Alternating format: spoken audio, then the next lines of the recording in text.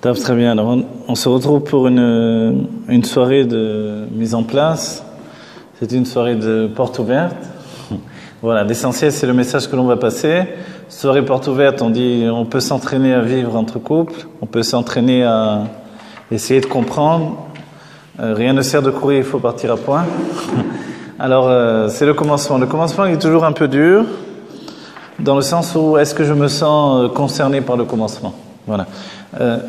On va remettre les pendules à l'heure dans l'idée même de ce séminaire.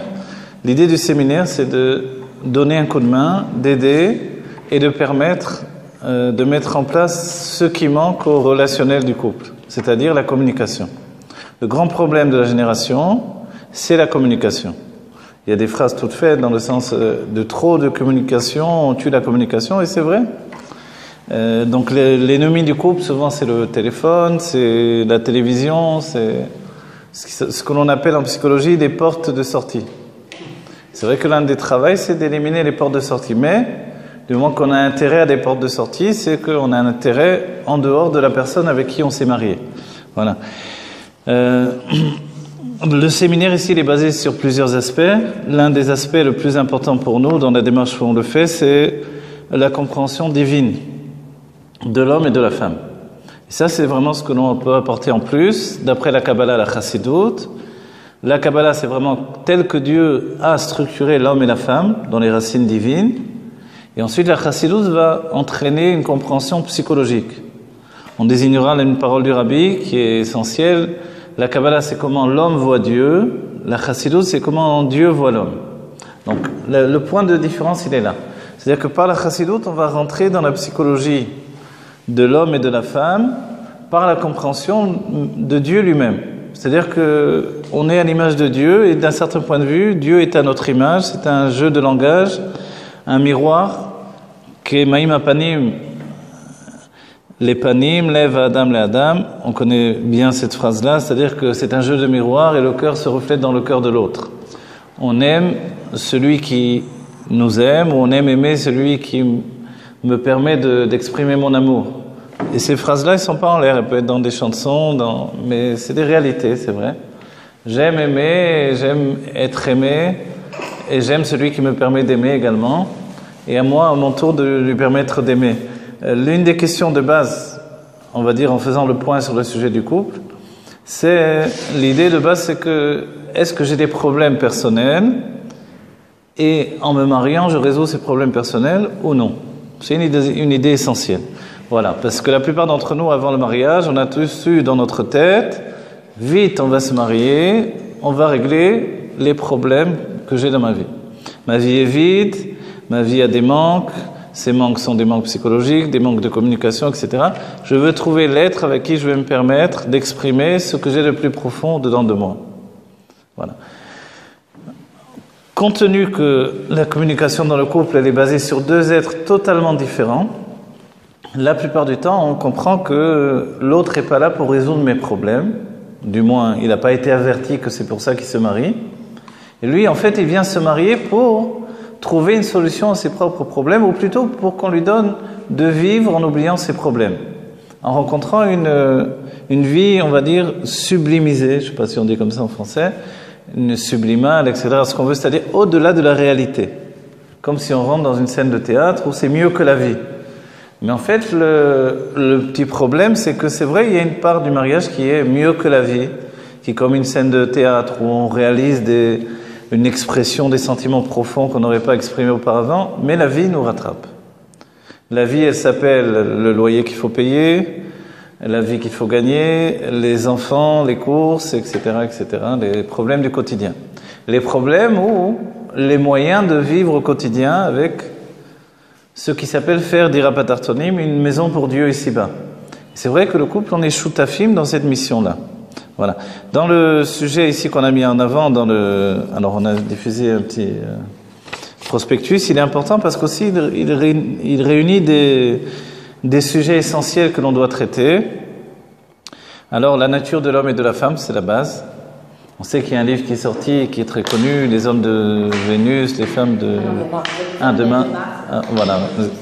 Ça prouve que je ne l'ai pas lu, mais j'en entends. Voilà, bon, quoi qu'il en soit, l'idée même, c'est qu'ils viennent de deux mondes différents. Voilà. D'après la Chassidoute et la Kabbalah, l'homme et la femme, c'est pas seulement qu'ils viennent de deux mondes différents, on pourrait dire qu'ils viennent du même monde, mais ils sont totalement différents. Et dans la différence, c'est justement quelque chose qui doit entraîner une solution de cette différence, et plus que ça. La différence va permettre ce qui s'appelle la Itkalelut ve'Itrabut, c'est-à-dire une fusion. La fusion de la différence, c'est le microcosme du monde entre quatre murs. C'est ça le couple. C'est-à-dire que Dieu a mis en place un être totalement différent, qui est opposé à ma vision du monde, à mon système de réponse à tous les sujets qui sont instinctifs. L'instinct de la femme n'est pas comme l'instinct de l'homme. La source même de l'homme, c'est vrai, est différente, mais elle n'est pas si différente. La source de la source est la même, mais l'expression de la source est totalement différente. Et c'est là où, dans l'expression, on se perd l'un dans le chemin qui mène à l'autre. Et très souvent, à force de rencontrer un mur, on a décidé de ne plus prendre ce chemin. Et c'est là où, finalement, nous-mêmes, on est un mur dressé contre l'autre. Et l'un des travaux essentiels de ce séminaire, on va dire, c'est d'enlever le mur. Donc, il est évident que ce que l'on désire, c'est de voir des couples venir, s'asseoir, discuter et essentiellement rétablir un dialogue qui n'existait pas. Mais c'est pas juste le fait de dire rétablir un dialogue, puisque s'il n'existait pas, on ne peut pas le rétablir. C'est de comprendre qu'il y a enfin un dialogue possible pour des personnes qui parlent deux langues différentes. Voilà. Les deux langues différentes, en fait, ce ne sont pas que l'un parle français, l'autre il parle en chinois. C'est qu'en réalité, les mêmes sujets sont abordés tellement sous un autre aspect, un autre point de vue, un autre point de perspective qui paraît tout à fait différent. Et ça, je nous donnerai un exemple dans la Kabbalah. L'homme a la source de l'âme liée avec la chokhma qui est attachée au pain. Le pain en hébreu, c'est de l'echem. La femme a la source de l'âme qui est attachée à la gvura. La gvura, c'est le mélar dans le monde, le sel. Le mot lechem et mélar, ce sont les mêmes lettres. Ils sont juste inversés. De là, on voit ce qu'est l'homme et la femme. C'est juste la même chose, mais totalement inversée. Et le travail, c'est d'installer une communication entre le sel et le pain, finalement. Le travail du pain, on explique que son travail, c'est de l'amtik et agvurot chez la mélar, de radoucir les mesures de sévérité qui sont dans le sel. Et c'est un travail que l'on fait et un travail qui est continu. L'un des éléments également essentiels à entendre dès le commencement, c'est que si l'amour pour un père et ses enfants, c'est un amour naturel, parce que les enfants viennent du corps, pour une mère et ses enfants, la même chose, pour le couple, l'amour, c'est un travail constant. C'est un travail qui n'est pas basé sur un état naturel des choses, ce n'est pas automatique, c'est constamment un travail.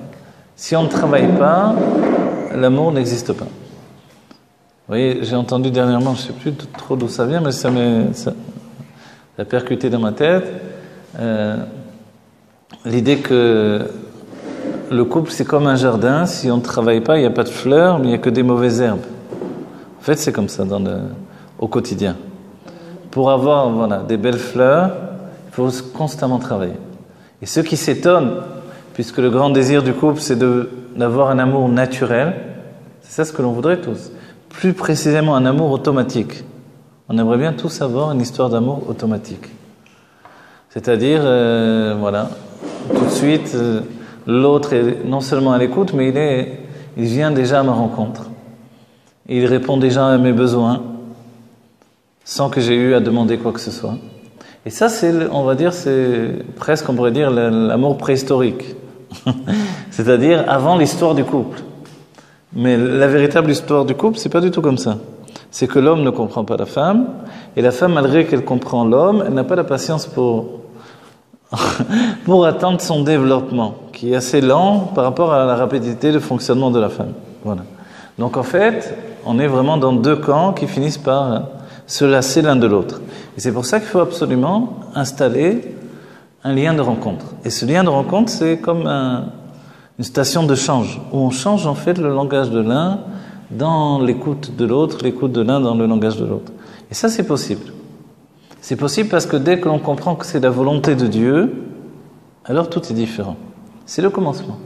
C'est-à-dire que Dieu ne fait pas les choses au hasard, et on va dire c'est le fer de lance même du Rabbi. C'est l'idée que Dieu ne réunit pas des couples au hasard.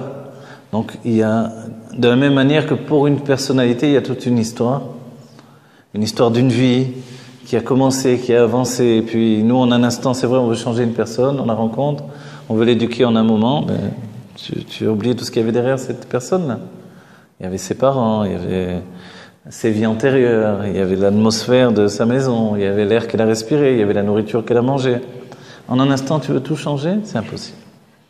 Donc en fait, le couple, finalement, on a deux êtres qui semblent venir du même idée de base, être et vivre ensemble, une histoire idyllique, et puis finalement, on est deux inconnus avec deux systèmes différents.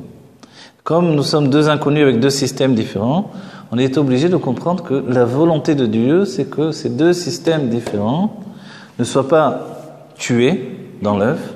C'est-à-dire que si la femme tue l'homme, elle n'a plus d'homme. Si l'homme tue sa femme, il n'a plus de femme. C'est-à-dire, c'est peut-être, on va dire, c'est pas un crime dont on parle, mais le crime, c'est de ne pas permettre à l'autre d'exprimer ce qu'il est.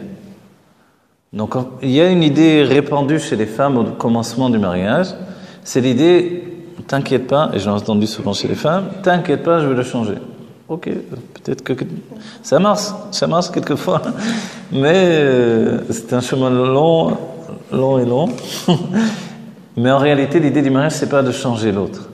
L'idée du mariage, c'est de comprendre qui il est et d'arriver à vivre en harmonie avec cette personne-là. Et finalement, quand la personne sent qu'on lui permet d'être elle-même, elle dévoile le meilleur qui est en elle. Et c'est vrai que chaque jour, c'est un défi, parce que quand on s'embrouille avec un copain, on dit « Allez, salut, c'est fini ». Quand on s'embrouille avec sa femme, elle est dans le salon. Si elle n'est pas dans le salon, elle est dans la chambre. Si elle n'est pas dans la chambre, elle est dans la cuisine. Alors finalement, donc, c'est pour ça que certains disent, bon, il n'y a plus qu'à sortir de la maison.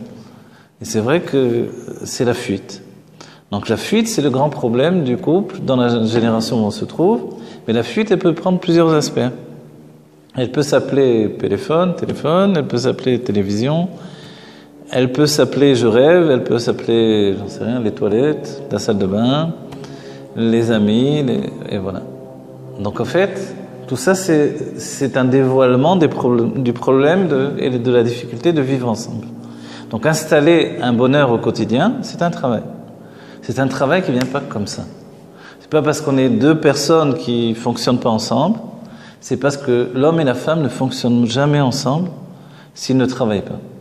Et le travail entre l'homme et la femme, c'est d'abord de comprendre qu'est-ce qu'un homme, qu'est-ce qu'une femme. Et ensuite, d'installer le moyen de grandir ensemble. On revient à la base, en fait. L'idée, c'est, j'ai des problèmes, est-ce qu'en me mariant, je vais résoudre mes problèmes? Dans cette optique-là, c'est très rare qu'on réussisse à résoudre ces problèmes. En fait, j'ai des problèmes, ils m'ont l'air très grands avant le mariage. Quand je me marie, finalement, j'ai deux fois plus de problèmes avec le mari. Une fois qu'il y a un autre enfant, c'est 3 fois plus. Un autre enfant, 4 fois, etc.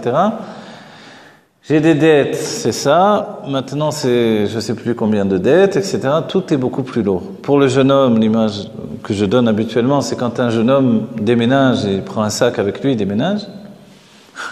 Dès les premières années du mariage, la première année déjà, dès qu'il déménage, il faut 2 camions. Qu'est-ce qui s'est passé? Il est rentré dans le monde.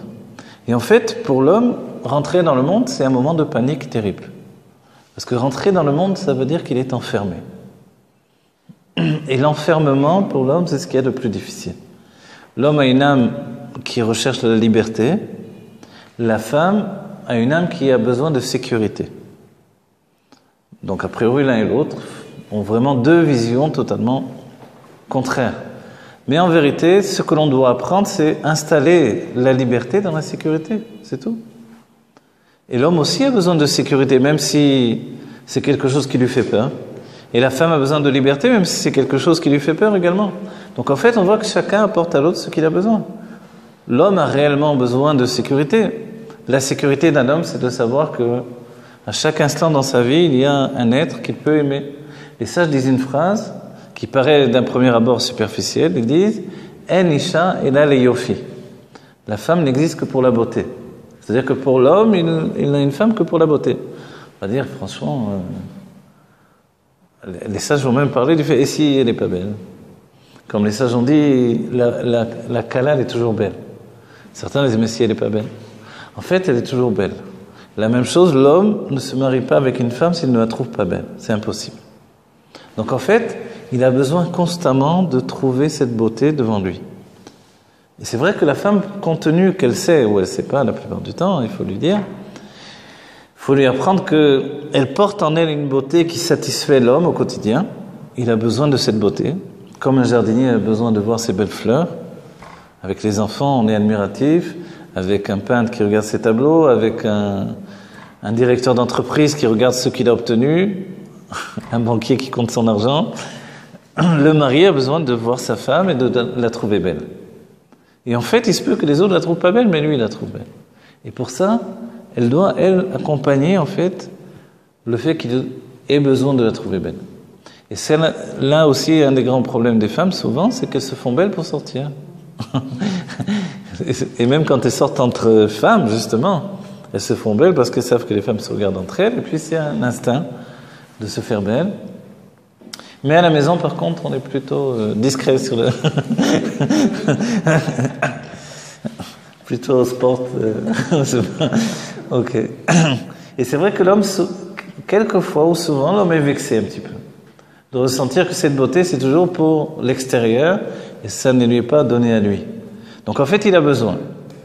L'un des points également que la Torah va mettre en avant, c'est que l'homme séduit et la femme plaît.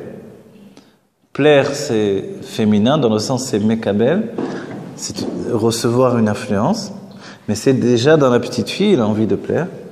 Donc elle a des nœuds dans les cheveux, elle a des belles robes, etc. Tandis que l'homme, il est moins soucieux de tout ça. Il aime bien s'habiller très rapidement, mais il a envie de plaire. D'une autre manière, ça s'appelle la séduction.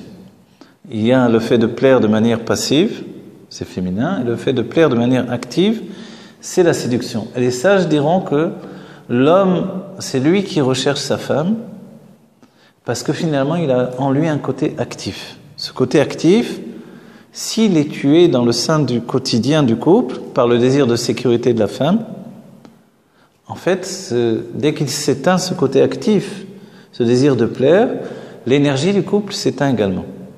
Donc en fait, l'un des travaux de la femme, c'est toujours de mettre en avant, en éveil, ce côté et ce désir de l'homme qui est en lui les sages diront même de capturer. Voilà. Il capture sa proie, entre guillemets, dans le bon sens, pas dans le mauvais sens, et c'est quelque chose d'actif chez lui.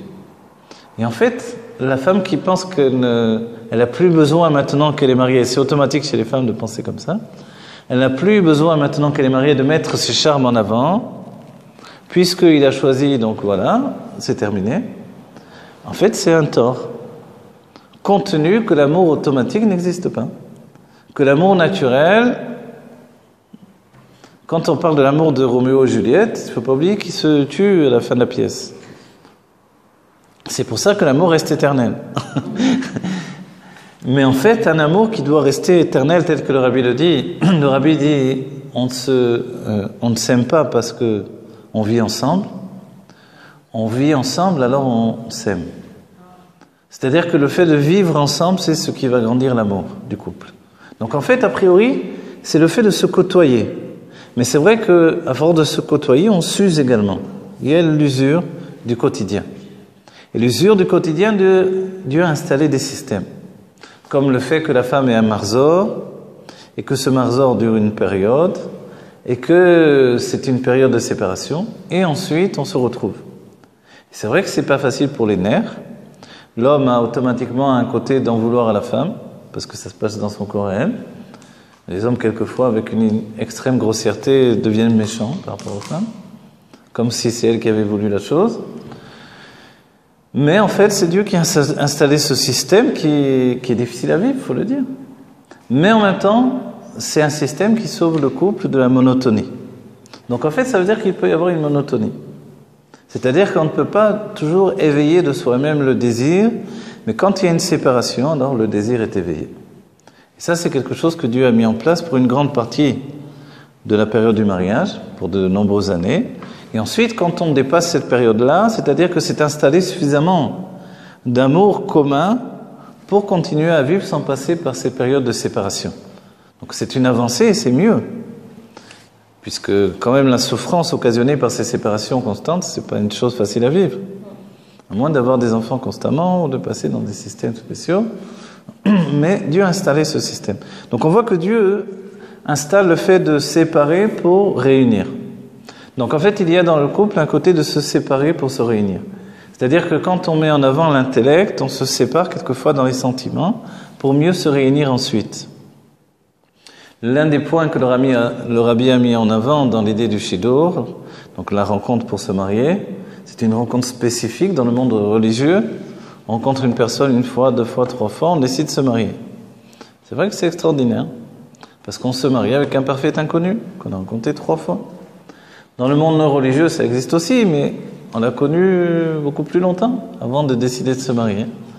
Donc, on va dire le monde moderne même décide d'essayer de vivre, de connaître avant de se marier. Ça a l'air plus sage finalement. Tandis que le monde religieux nous joue un coup de poker. Et quand ça ne va pas ensuite, il faut réparer les pots cassés. On va dire alors quelle est l'intention de Dieu ? L'intention de Dieu, c'est de mettre en place un élément primordial qui doit immédiatement agir dans les 3 rencontres que l'on fait, ou plus évidemment. C'est ce que le Rabbi dira Meshirat Lev. Le fait qu'il y ait Meshirat Lev dans le terme, on va dire si on traduit, c'est-à-dire les lois de l'attraction finalement. Il y a une attraction. L'attraction en français, il a 2 sens. L'autre est attractif pour moi, donc c'est-à-dire qu'il est divertissant, et en même temps, il m'attire. C'est ça le sens des mots en français. Comme le mot de réfléchir, ça a 2 sens aussi. Réfléchir, c'est reproduire une image, et en même temps, c'est une réflexion intellectuelle. Donc en fait, le Meshirat Lev, c'est ça, c'est que finalement, il y a un désir d'être distrait par l'autre. L'autre me distrait de quoi ? De moi-même, en fait. Et ça, c'est quelque chose de nouveau. C'est-à-dire que je rencontre quelqu'un qui est suffisamment captivant pour moi pour arrêter de penser à moi. À un tel degré que je commence vraiment à penser à l'autre. Qu'est-ce qui se met en place tout à coup ? C'est les lois de l'attraction. Je suis attiré par la personne. Qu'est-ce qui est attiré ? En hébreu, quand on dit le lève, c'est très souvent la bina également, la réflexion. Et la réflexion, c'est très intellectuel. Et la réflexion intellectuelle, elle fonctionne par un système qui est fait par, non pas simplement des sentiments, mais également par un système très actif qui entraîne un émerveillement. Je suis émerveillé par l'autre. En fait, du côté féminin, ça fonctionne comme ça. La femme est émerveillée, la jeune fille est émerveillée par le jeune homme, et le jeune homme, lui, est attiré par la jeune fille. Et dès ce moment-là, il y a le lien d'attraction qui est mis en place. Et ce lien d'attraction, il a entraîné des niveaux d'union successifs. Et c'est vrai que l'on apprend dans le couple qu'il y a des unions, les unes après les autres, et ces unions-là vont organiser que le couple va s'élever de niveau en niveau. Quand on n'est même pas au courant qu'il y a des unions différentes, non pas uniquement l'union physique, il y a des unions spirituelles au niveau des sentiments et au niveau de l'intellect également. Et en fait, l'élévation du couple, c'est une élévation dans tous les niveaux d'union. C'est vrai que ça met quelquefois plusieurs vies, ou alors dans une vie, ça met plusieurs années. Mais en fait, sans le savoir, on fait l'unification de l'intellect, l'unification du cœur, l'unification du corps également. Et c'est comme l'enfance, l'adolescence et l'adulte qui est dans le couple. Donc en fait, quand on entame une nouvelle période, on se retrouve toujours à zéro. On se retrouve toujours au bas des escaliers et il y a toujours un sentiment de vide. C'est ce qui est difficile. C'est-à-dire que dans la réussite, c'est une phrase même qui vient de Freud, Freud dira qu'il y a l'échec avant la réussite. Un sentiment d'échec qui donne naissance à la réussite. Dans la Torah, on dira la graine va justement mourir dans la terre pour donner naissance à une fleur, à une plante, à un arbre. Et c'est comme ça dans notre vie. Dans notre vie, finalement, il faut trouver un centre d'intérêt constant chez l'autre, là où il n'y a pas toujours de manière naturelle un centre d'intérêt. Finalement, la personne que l'on aime le plus, c'est quelquefois la personne qui met en place le moins d'outils de rapprochement pour que je l'aime. Alors que des personnes que je vois en 1 seconde dans la rue ont des outils de rapprochement immédiats. Immédiats, je sais pas comment dire. Donc, quelquefois, un homme peut voir une femme qui va aller sourire en 2 secondes. Il y a une grande complicité que Dieu préserve, évidemment, c'est pas le but de la vie.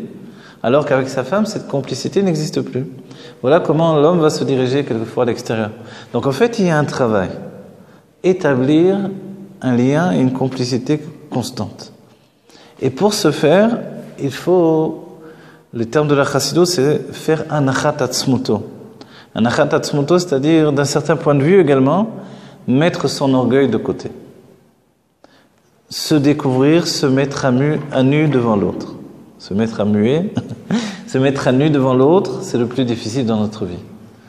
L'une des grandes peurs de l'homme, c'est moins flagrant chez la femme, c'est la peur du ridicule. La peur de perdre en fait sa figure, sa fierté. L'enfant, on le verra, le petit garçon est très fier, plus que la petite fille. Et en grandissant, ça ne va pas s'arranger. Donc en fait, la peur de perdre sa fierté, de perdre son visage, son honneur, quand il s'ouvre, en fait, il s'ouvre de tout son cœur, et que si à ce moment-là, il n'a pas été accepté tel qu'il était, il s'est senti bafoué dans le niveau le plus intime et le plus profond en lui, jusqu'à l'enfant qui est dans son âme. Et ça, c'est quelque chose qui est difficile pour lui. Et c'est pour ça que la femme doit mettre en place avec le mari un système qui est d'acceptation de l'autre. Aussi bien que l'homme doit accepter sa femme telle qu'elle est. Et c'est vrai que là, on aborde le sujet de 2 natures totalement différentes, non pas dans la source et la base des choses, mais en fait dans le système de communication. La bina construit et l'homme simplifie. L'homme, il synthétise toute chose dans des notions générales. La femme, elle construit toute chose avec des détails infinis. L'homme se perd dans les détails. La femme s'ennuie dans les notions générales. Alors on a finalement 2 êtres qui sont dans un système en battement l'un avec l'autre. Mais en fait, chacun a gagné dans cette union-là. La femme peut gagner une vision beaucoup plus profonde, la vision par excellence de voir la chose. On dit no dome reya lishmia. Elle voit la chose tout à coup. Tandis que l'homme, lui, il peut y gagner des détails qu'il n'abordait pas auparavant. Ça ne veut pas dire qu'il n'y a pas des hommes qui soient bina, qui dans leur esprit ont un côté féminin, bien sûr, alors qu'il y a des femmes qui ont des côtés masculins. Et le masculin, le féminin, dans ce cas-là, c'est pas du tout forcément un homme et une femme. Dans la Kabbalah, masculin et féminin, c'est mashpia ou mekabel. Les sages diront, bemakom she'en ish, tishtadel yot ish. Alors, où il n'y a pas d'homme, soit un homme. C'est-à-dire qu'il y a des moments où il faut influencer. C'est-à-dire que si l'un des deux n'est pas capable de dire à l'autre « je t'aime », tout simplement, il faudra bien que quelqu'un se décide à le dire. Et c'est là où on dit s'il n'y a pas d'homme, soit un homme. C'est quoi être un homme? On a l'impression que c'est faire un acte de gibor, ça c'est giveret en hébreu. Giveret, c'est madame. Donc le gibor, c'est giveret, c'est la gvura, c'est la force physique. Donc en fait, d'être un ish, ce sont des sentiments. On parle de si personne n'ouvre son cœur, alors toi, ouvre ton cœur. Quelqu'un doit ouvrir son cœur.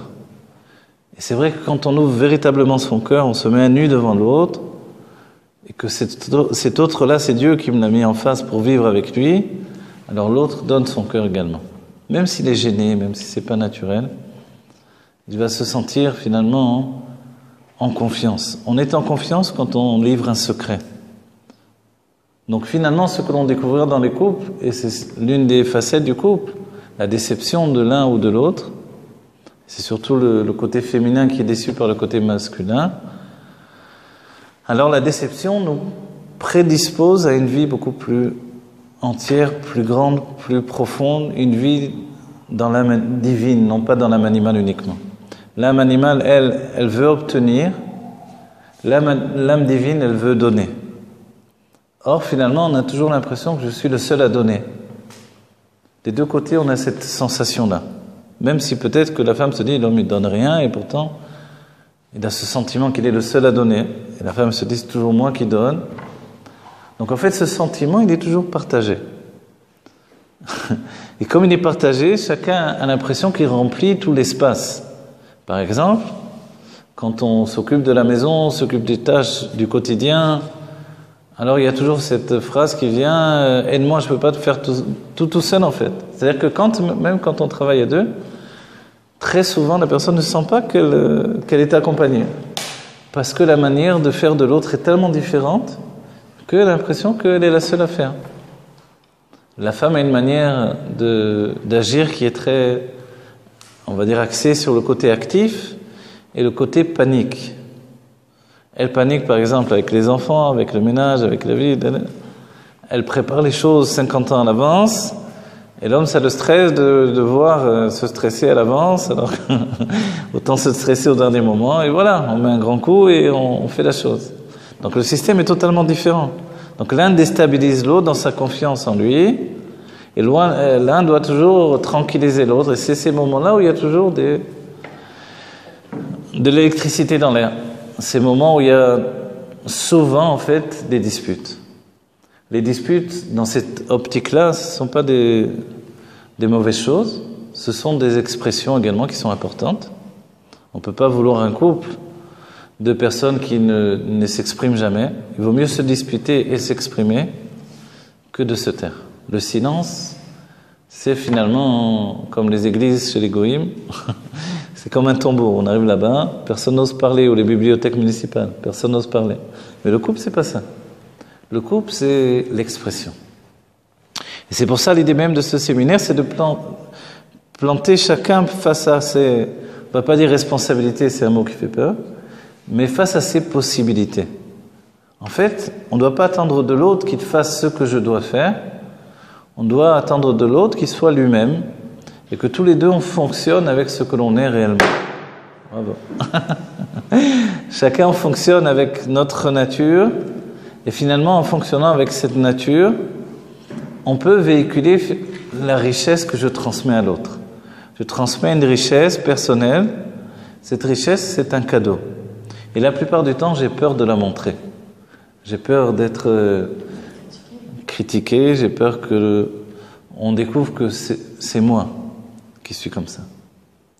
En fait, quand on se sent faible devant l'autre, c'est à ce moment-là qu'on est vraiment le plus fort. Et ça, c'est très difficile à vivre, mais c'est le seul moyen de vraiment avancer. S'ouvrir à l'autre, c'est d'accepter d'être faible également.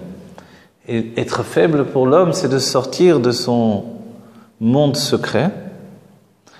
Et pour la femme, c'est de sortir finalement de son monde d'activité fébrile.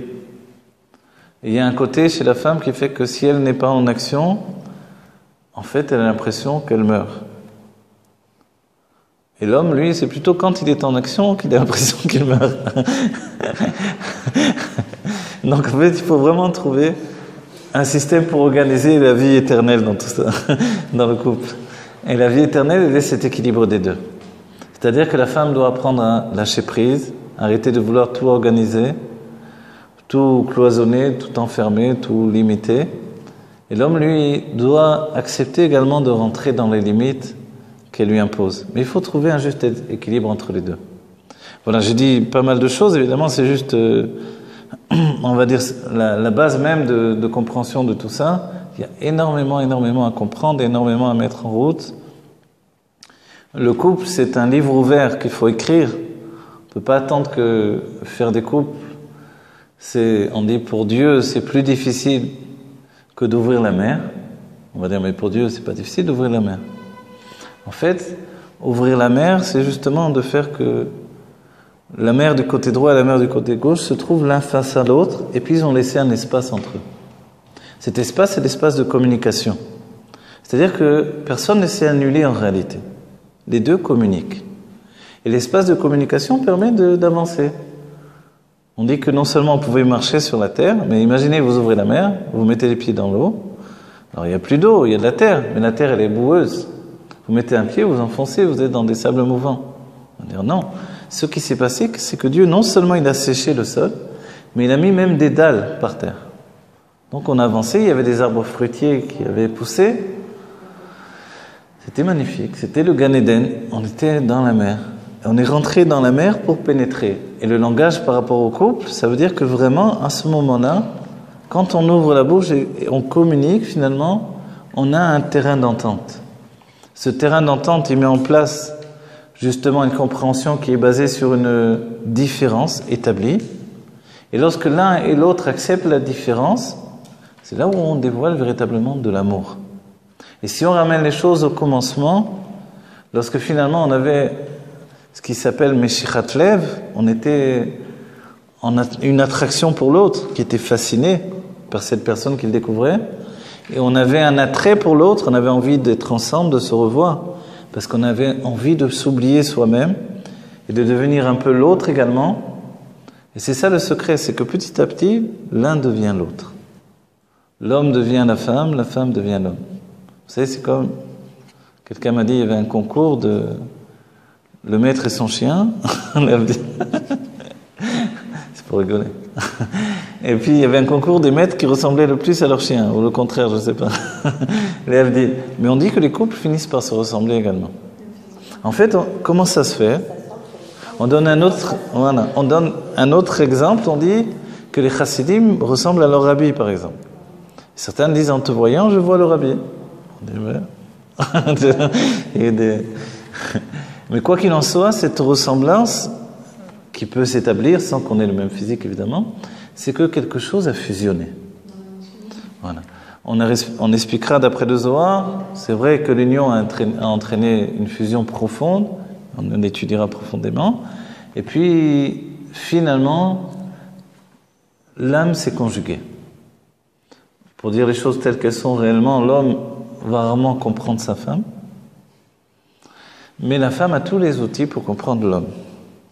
C'est comme ça que ça se passe. Mais l'homme apporte à la femme ce qu'elle a besoin en réalité, tant qu'il reste un homme.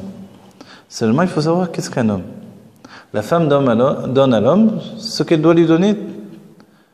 Qu'est-ce qu'elle doit lui donner? D'être une femme. Mais l'homme ne sait pas ce que c'est une femme. Donc il y a la vision de l'homme et de la femme selon l'âme animale qui est totalement fausse. Selon le monde, selon les films, les romans, etc. Ce n'est pas comme ça que Dieu nous a créés. Dieu nous a créés totalement différents. L'homme s'appelle Chokhmah, la femme s'appelle Bina. Lorsqu'on étudie profondément ces deux notions, on comprend exactement pourquoi l'homme réagit de cette manière-là, pourquoi il fonctionne comme ça, pourquoi en vieillissant il peut devenir de plus en plus passif, de plus en plus silencieux, de moins en moins communicatif, et pourquoi la femme finalement devient de plus en plus active. On va dire qu'est-ce qui se passe de l'un et l'autre? C'est les deux natures sont en pleine expansion. On va dire, c'est ça le but du mariage? On dit non. Le but du mariage, c'est d'établir que l'un tire toujours l'autre vers lui.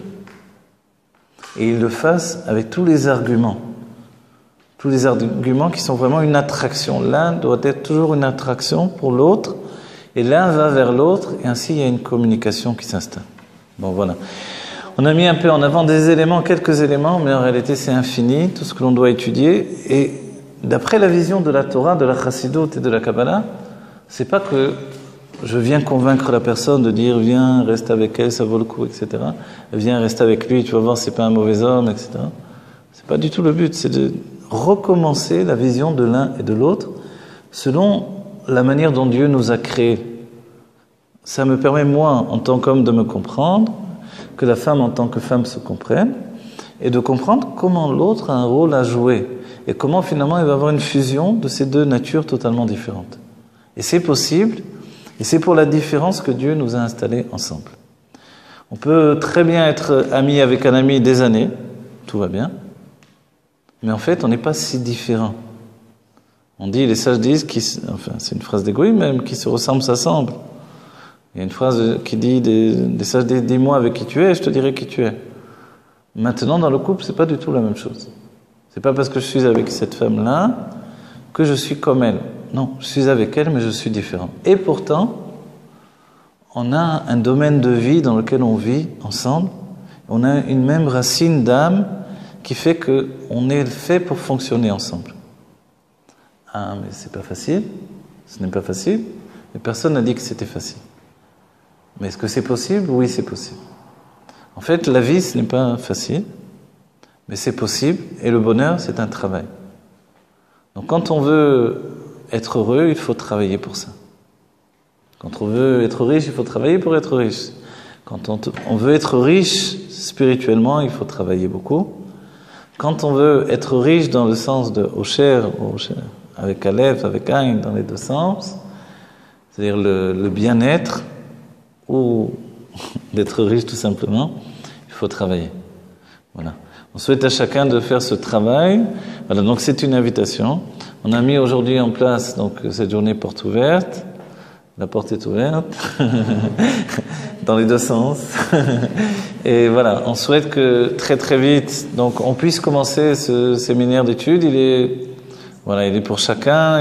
Tout est annoncé. Il n'est pas très cher aussi. C'est fait exprès vraiment pour que les couples viennent, étudient, comprennent et organisent leur vie d'une vision différente et de pas inventer un nouveau bonheur, mais de voir déjà qu'ils sont heureux. Il fallait juste se rendre compte que le bonheur était là, présentement. Voilà, que l'on vive la Géoula Mitzvah Shlema, tout ça, ça rapproche la Géoula, le bien-être de tout le peuple juif. On est comme un couple avec Dieu, que ça se réalise immédiatement. Oui. Et ça sera en ligne également sur le site. Tout le monde pourra le suivre dans le monde entier, depuis Honolulu, Tahiti, Haïti, Hawaï. Je reste que dans les plages. Et puis également les autres endroits du monde. Voilà, qui est du bonheur et la Géoula Mitzvah Shlema, très immédiatement.